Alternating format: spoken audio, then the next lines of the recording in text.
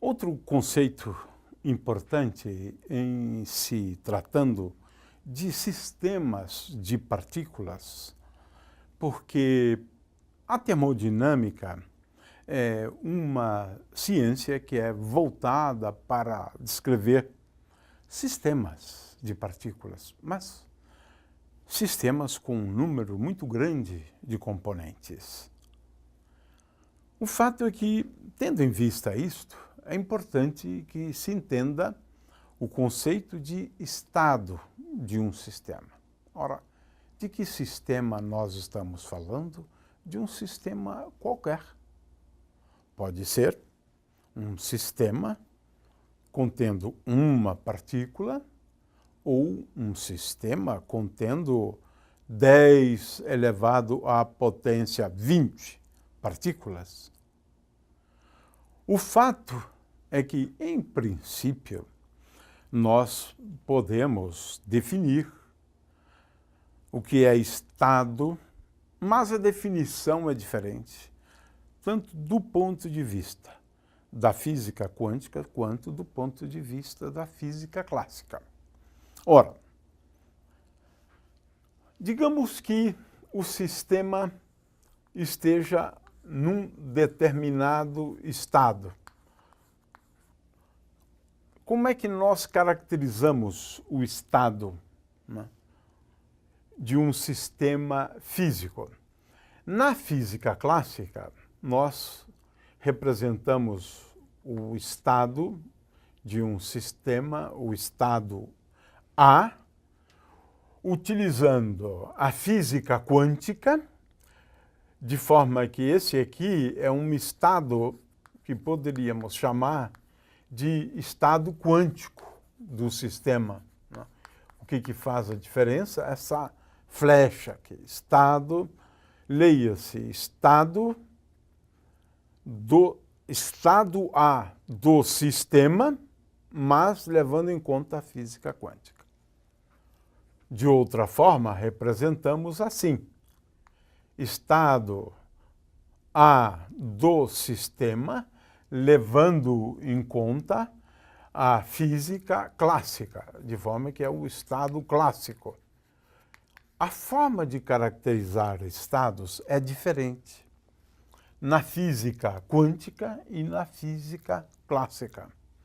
Por isso é que devemos estabelecer a diferença entre estados clássicos e estados quânticos.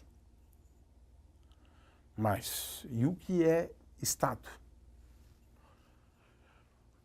Estado é uma forma da gente caracterizar um sistema de tal forma que aqui eu coloque todas as informações relevantes para caracterizar o sistema inteiramente.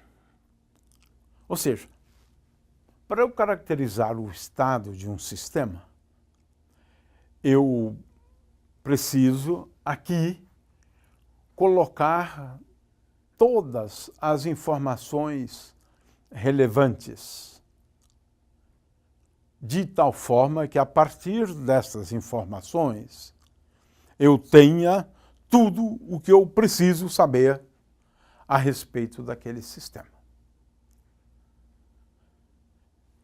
Ora, sabemos que na física quântica nós não podemos obter informações precisas, com uma absoluta precisão,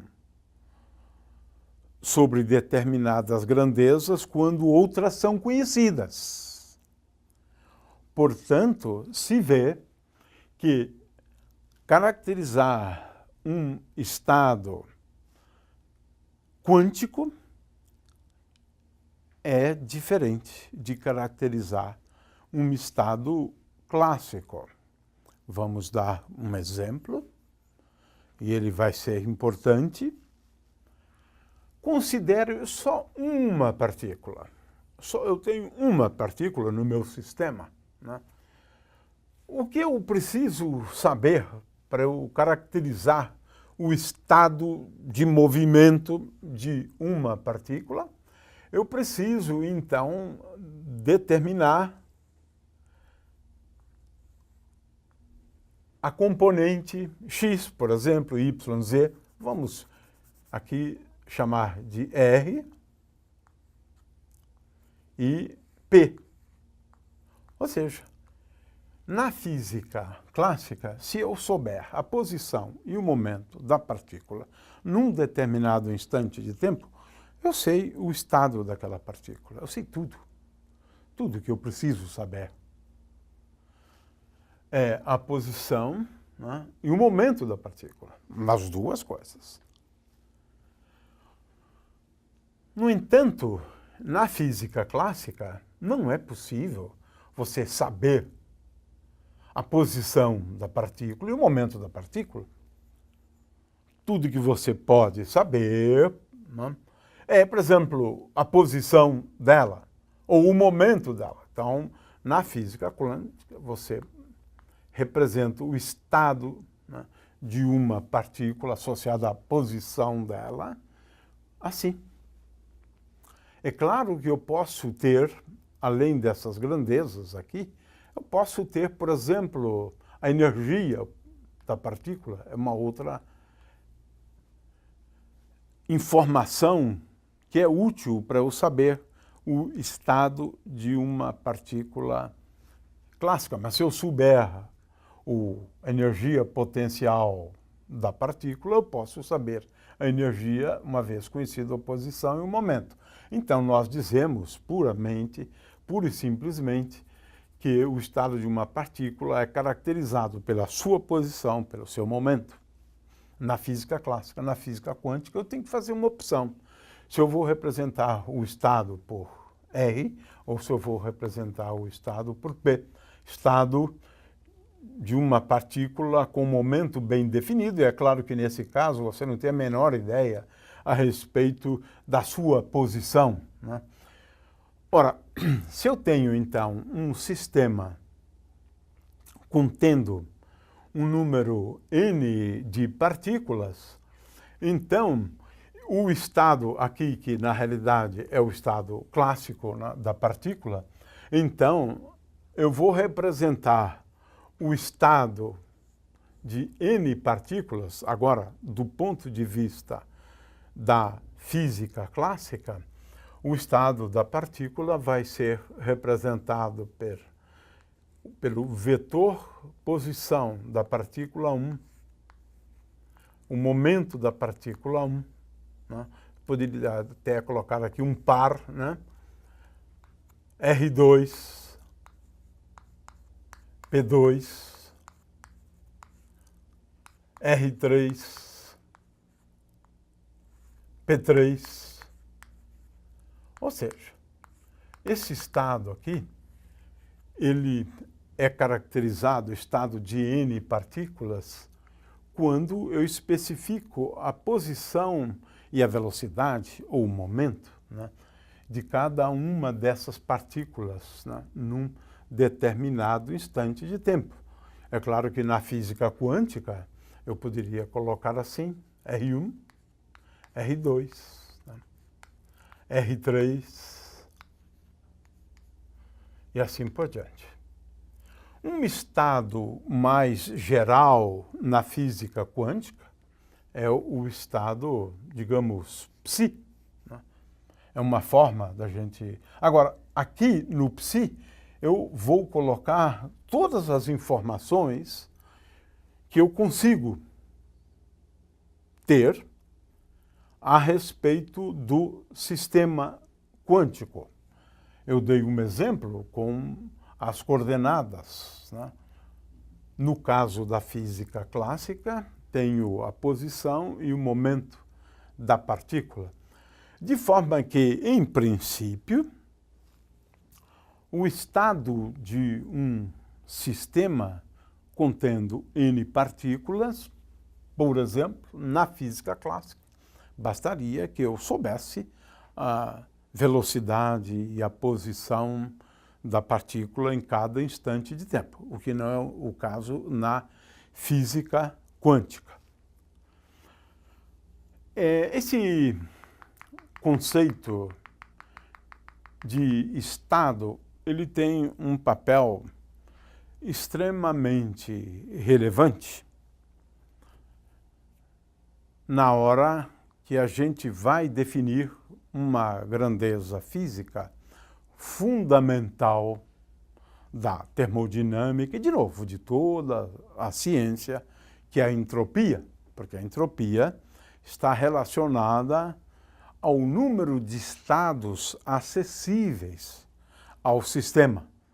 Nós vamos depois falar um pouco sobre isso, porque o conceito de número de estados acessíveis ao sistema, para um sistema de energia E, quantos estados estão acessíveis a essas N partículas?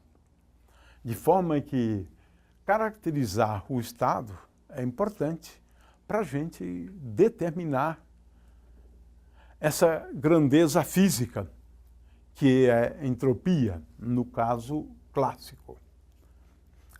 Também associado a esse conceito de estado de um sistema, especialmente na física clássica, nós introduzimos o conceito de espaço de fase. O que é o espaço de fase? Vamos começar falando do espaço físico. No caso do espaço físico, usualmente a gente indica a posição de uma partícula no espaço físico em 3 dimensões, em 3D, a partir das coordenadas do vetor posição. O espaço de fase, estamos aqui falando de uma partícula só, uma partícula. De forma que esse espaço aqui, em 3 dimensões, onde eu atribuo as coordenadas x, y e z, é o espaço físico. Agora vamos imaginar, já que o que caracteriza o estado de uma partícula é o conhecimento não só da posição, como do momento. Vamos ampliar esse espaço físico de 3 dimensões para um espaço agora em 6 dimensões. Como é isto? Ora, além da coordenada P, aliás, além da coordenada R, eu introduzo mais uma coordenada P. As componentes, então, de R e P nesse espaço, e esse espaço agora, veja, passa a ser um espaço de 6 dimensões, porque aqui eu tenho 3 mais 3, um espaço em 6 dimensões. Onde, em princípio, eu deveria agora ampliar o número de eixos, né? Tínhamos aqui eixo X, Y e Z, agora precisamos de mais 3 para PX, PY e PZ. Então, não dá para desenhar em 6 dimensões utilizando uma lousa que é bidimensional, mas em princípio, eu posso sim, é uma extrapolação. Eu passo de um espaço de 3 dimensões para um espaço de 6 dimensões, de forma que o movimento de uma partícula agora vai percorrer pontos desse espaço em 6 dimensões. É o espaço de fase. Por exemplo, é mais fácil visualizar em duas dimensões, né? Ora, vamos pensar no movimento de uma partícula só em duas dimensões. Nesse caso, eu tenho a coordenada x, e o espaço físico é um espaço unidimensional associado ao eixo x, né? E tenho a coordenada px. Então, eu tenho as coordenadas x e px. Esse espaço, agora, é um espaço em duas dimensões, porque eu tenho a posição e o momento da partícula, x e px. De forma que, nesse caso, eu tenho um espaço bidimensional, x e px. Em cada instante de tempo, a partícula ocupa um ponto desse espaço de fase. Claro, porque ela está numa posição dotada de um momento, px. Por exemplo, no caso do oscilador harmônico, eu tenho que a energia da partícula é igual a px ao quadrado dividido por 2m mais k vezes x ao quadrado sobre 2. De forma que, se você levar em conta a energia, é claro que a partícula agora vai ocupar uma região no espaço de fase que a gente pode mostrar que é uma região que é uma elipse.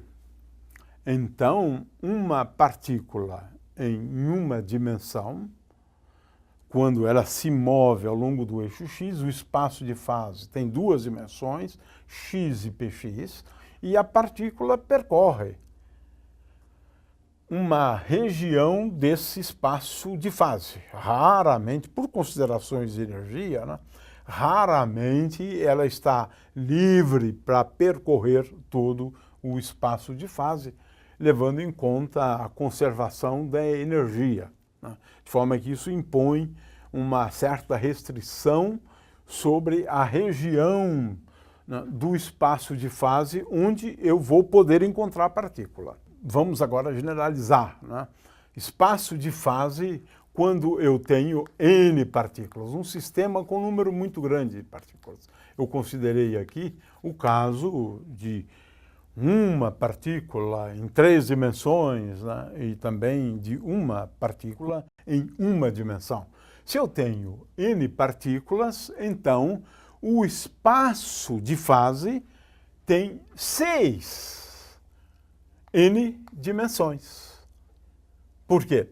Para cada partícula, eu vou introduzir 3 coordenadas associadas à posição dela e 3 coordenadas associadas ao momento da partícula. Portanto, 3 mais 3 é igual a 6, mas eu tenho N partículas. Portanto, o espaço de fase tem 6 vezes N dimensões, no caso de um sistema contendo N partículas. O que se sabe, essa aqui é uma hipótese muito importante na física estatística, é que um ponto do espaço de fase, se aguardarmos um tempo suficientemente grande, será visitado pelo sistema pelo menos uma vez. E essa é uma hipótese muito importante na física estatística, onde a gente afirma que todo estado pode ser encontrado com todo estado acessível ao sistema pode ser encontrado com igual probabilidade. Mas já é um conceito da física estatística, De qualquer maneira, nós vamos lançar mão desse conceito de espaço de fase, né, para a gente falar um pouco sobre a estatística de Maxwell e vamos também utilizar esse conceito quando formos calcular a entropia de um gás livre, por exemplo, onde a gente vai ter que fazer integrais sobre o espaço de fase. Mas isso então fica para um segundo momento.